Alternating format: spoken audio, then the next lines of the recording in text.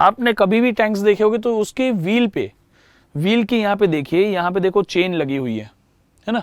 तो व्हील के यहाँ पे ये पूरी की पूरी, ये देखो यहाँ पे उसके व्हील सारे चेन से जुड़े हुए होते हैं।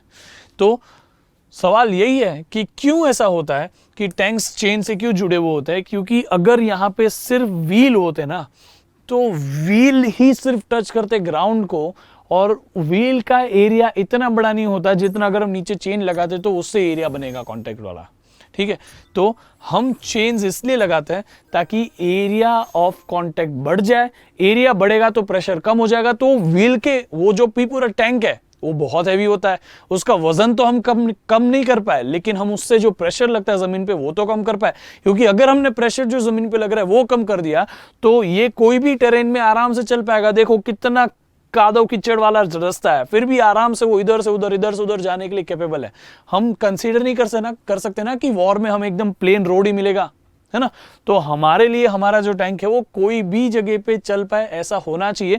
इसी पर्टिकुलर प्रॉब्लम को देखते हुए हमने नीचे व्हील के साथ में चेन भी लगा दी पूरे के सारे व्हील को ज्वाइन करती हुई, ताकि एरिया बढ़ जाए तो उस पर्टिकुलर टैंक का वजह से जो प्रेशर बन रहा है वो कम हो जाए। समझ में आ गया? हम वेट को नहीं बदल रहे, वेट उतना ही है, लेकिन एरिया को बढ़ा के हम अपने आप उसके जो प्रेशर लग रहा है जमीन पे ना उसको कम कर देते हैं।